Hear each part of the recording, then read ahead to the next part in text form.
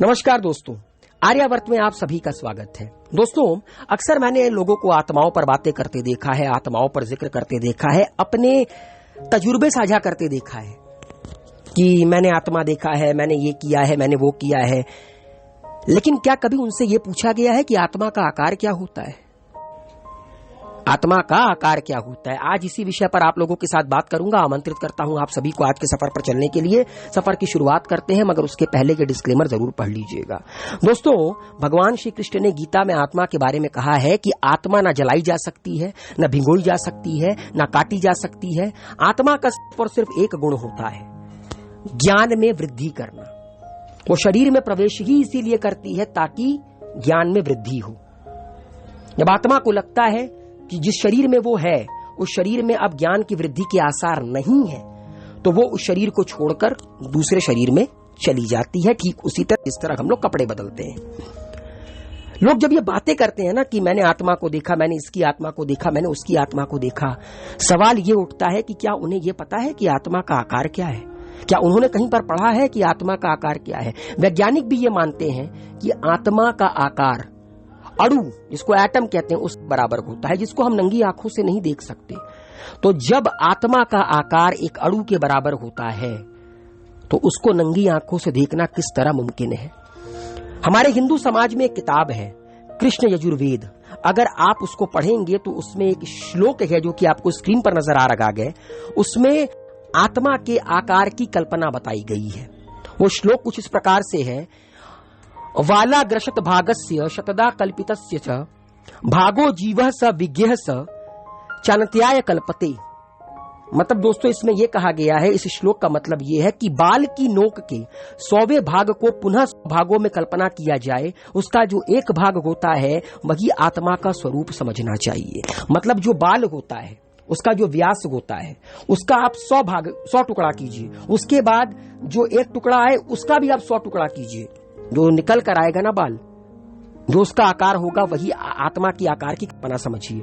मगर ये कल्पना करना बताया गया है, इसमें गणना करना नहीं बताया गया है। लोगों ने इस श्लोक को पढ़ा और ख्याति पाने के लिए गणना कुछ इस प्रकार से की।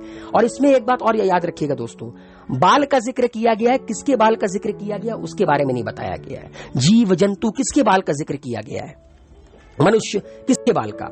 तो लोगों ने विकिपीडिया से, इंटरनेट से मनुष्य के बाल का व्यास निकाला। मनुष्य के बाल का व्यास होता है दोस्तों 0.017 से लेकर 0.018 मिलीमीटर। इसका औसत निकाला जाए तो 0.017 प्लस 0.018, उसको 2 से आप भाग दीजिए, 0.985 मिलीमीटर निकल कर आता है औसत व्यास एक मनुष्य के बाल का। अब आप इसका 100वां भाग कीजिए, फिर जो निकल कर आए उसका 100वां भाग कीजिए। तो आप कुछ मत कीजिए, 100 × 100, 100 × 100 10,000।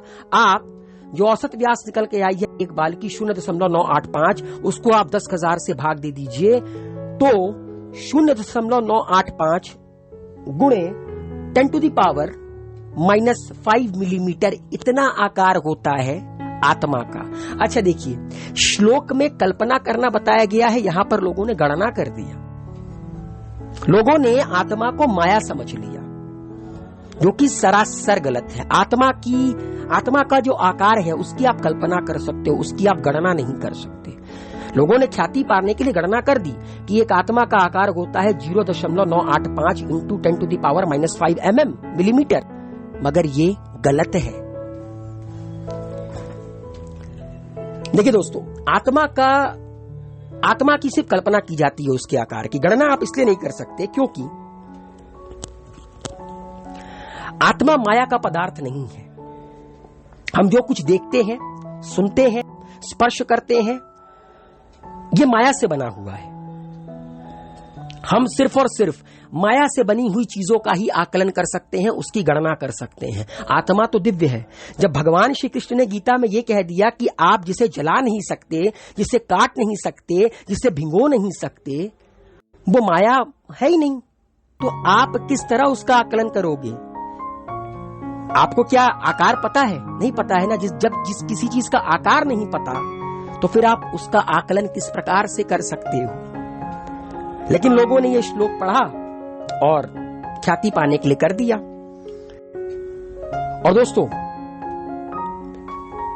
कृष्ण यजुर्वेद में एक श्लोक और लिखा है, क्षरम प्रधानम मृताक्षरम हरः क्षरात मानवा विशते देव एकः। मतलब दोस्तों, इसका मतलब ये है कि प्रकृति मतलब माया विनाशशील है, इनको भोगने वाला जीवात्मा अमृत स्वरूप अविनाशी है। इन विनाशशील जड़ तत्व और चेतन आत्मा दोनों को एक ईश्वर अपने शासन में रखता है। तो दोस्तों, ये बताया गया है कि प्रकृति क्या है, एक माया है जो विनाशशील है, जो एक ना एक दिन खत्म हो जाएगी, लेकिन इसको जो भोगने वाला जीवात्मा है वो अविनाशी है। इन विनाशशील जड़ तत्व और चेतन आत्मा दोनों को एक ईश्वर अपने शासन में रखता है कि माया और आत्मा, इन दोनों को ईश्वर अपने शासन में रखता है।